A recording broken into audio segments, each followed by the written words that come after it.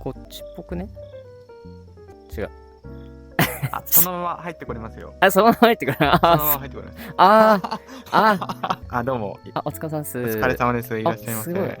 なんかこたつ、めっちゃいい感じじゃないですちょか。っと、はいはい。早いですけどね。はい。リンさんにこれ見せたいんですよ。VR チャットの鍋というものを見せたくて。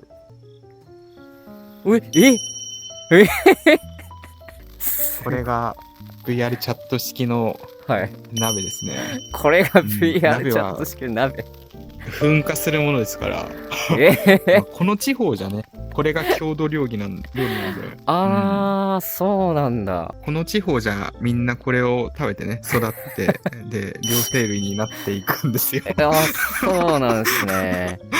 これがいわゆるちょっと両生類の糧というやつですね。ちょっと自己紹介だけお願いしていいですか。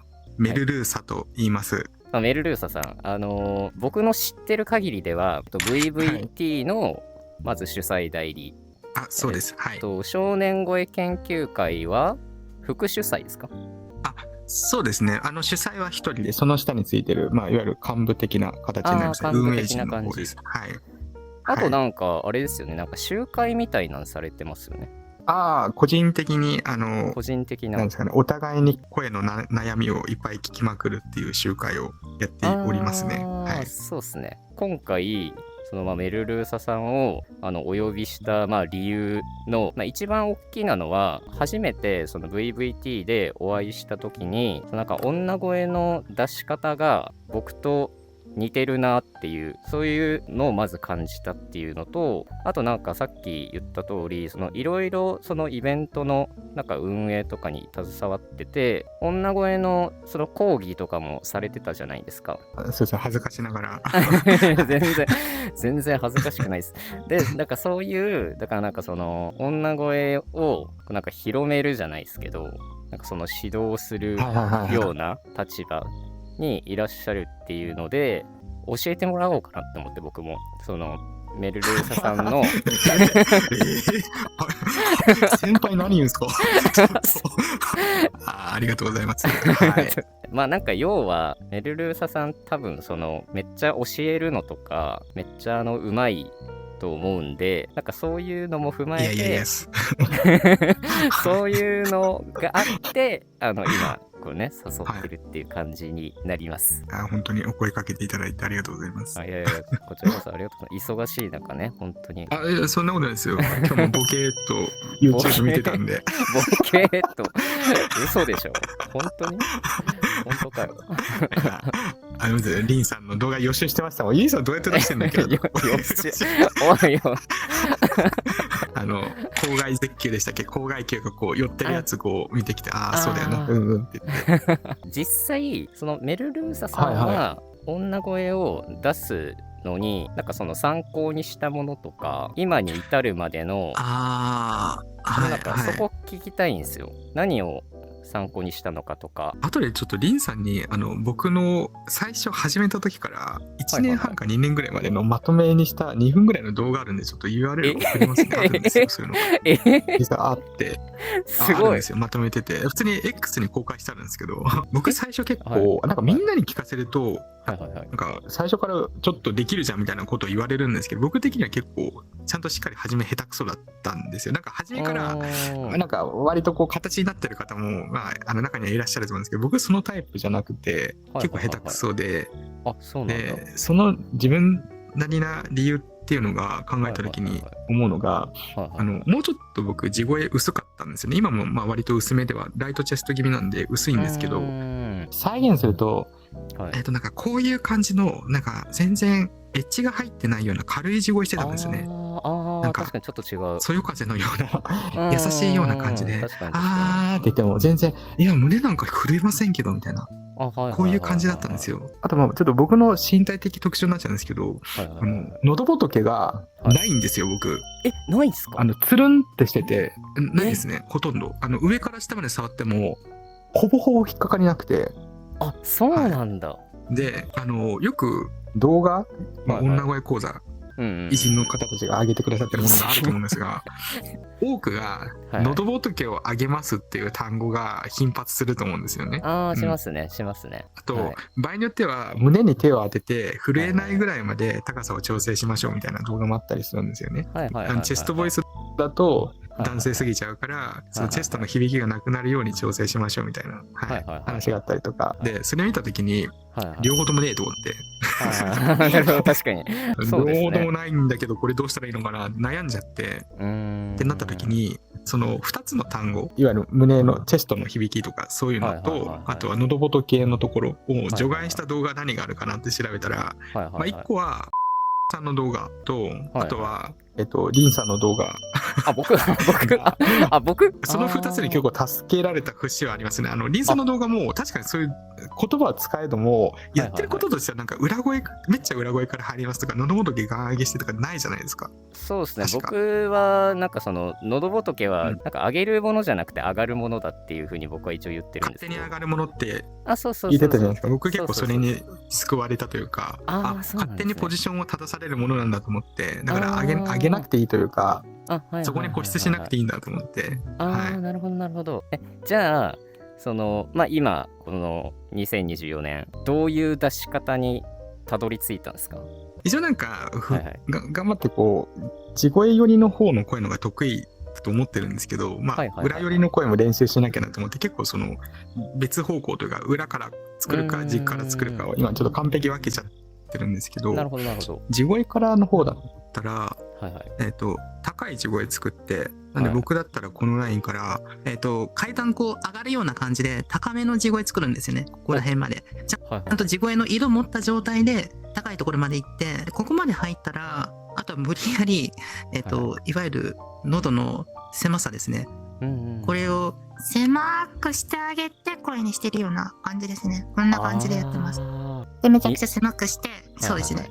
似てますよね、絶対僕と同じなんですよね。だからその狭くするっていうのは口の中どうなってます？感覚としては、なんかどこに口の中はもちろん口外絶球ですかね。その喉チンコの横のお肉というかがこう自動ドア閉まるような感じでギュッと狭くなって、狭まってるんだ。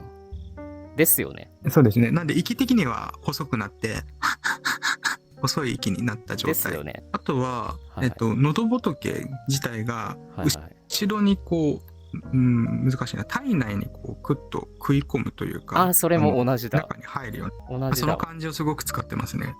で、喉の奥に空間があるとしたら、それ自体をこう潰すイメージでキュッとして、その2つでしょうかね。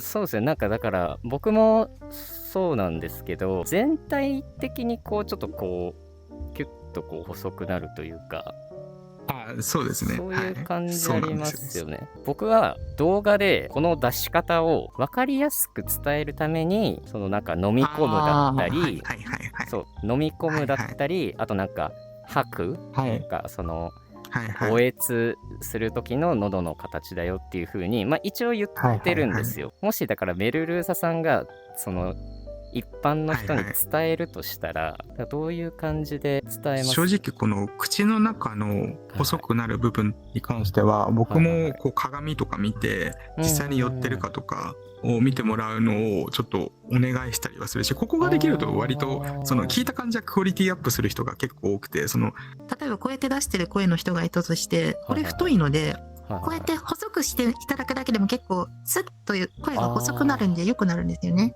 ですよね。この動きだけこのが入るだけでだいぶ見違えるように良くなったりする人もいるんで、確かにここばかりはちょっと吐息作ってもらったりとか、はーって吐いてる息を細めていってもらったりとか、ベロをハーフパイプっていうんですか、ちくわをこうズバンと切った時の形っていうんですかU の字のあれにしてベータ感ベーしてもらったりとかして、こう寄る感覚っていうのをちょっと覚えてもらったりとか、そんな感じとかですかね。この下のところに関しては僕的にちょっと思ってるとこがあって、これ本当はおじいちゃんおばあちゃんとかが飲み込みの練習する時の訓練法なんですけど、前方保持嚥下っていうやり方があって、何かっていうと、もしかしたらちょっとご存知かもしれないですけど、あっかんべーして、あっかんべーして、でもうベロ先が顎につくぐらいまでってした状態で、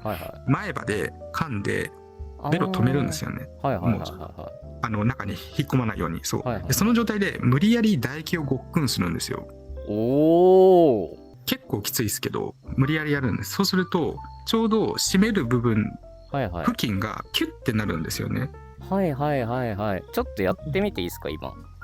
結構前に出した方がいいです。でして。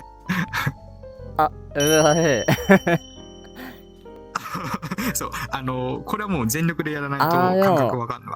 リーさんは知ってると思うから、あれだけど。でも、できないことはない。これがなんか嚥下の練習になるんだ。本当はそうですね。舌骨の挙上筋とかを鍛える、確かトレーニングになるんですけど。すごいな。なるほど。で、そのビキってなったところって、場所的には狭めるところの結構付近じゃないですか。そこの部分だけ締めるんじゃないんですが、そこが、巾着袋の方がシュッて締まるような感覚で、締めるように僕はイメージしてやってますね。その付近をこう全周的にこうキュッと。で、そのイメージでやると、だんだんこんな感じで声が変わってきて、狭めてるとこっていうのが、さっきキュッてやったところに近いのかなと思って、そんな感じの説明をすることが多いですね。なるほどなるほど。飲み込むことができるようになったとしても、なんかその声を出すのがすごい難しそう。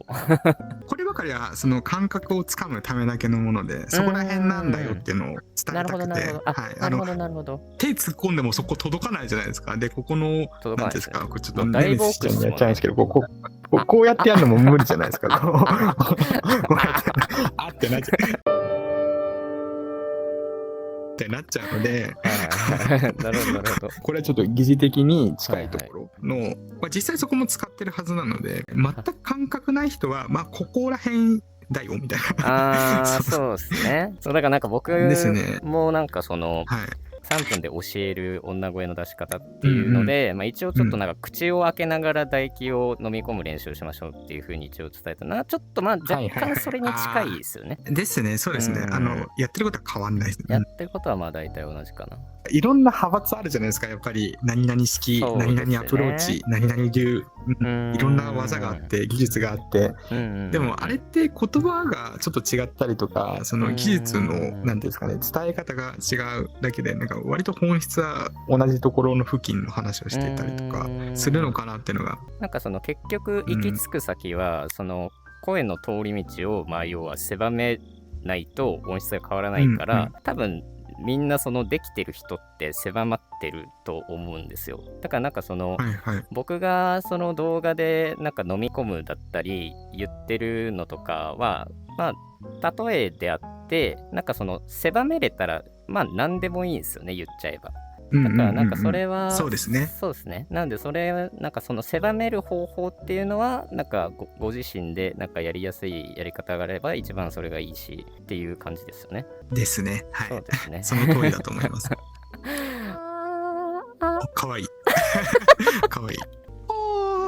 前の方で。でもそこは割り切って作っていきましょう。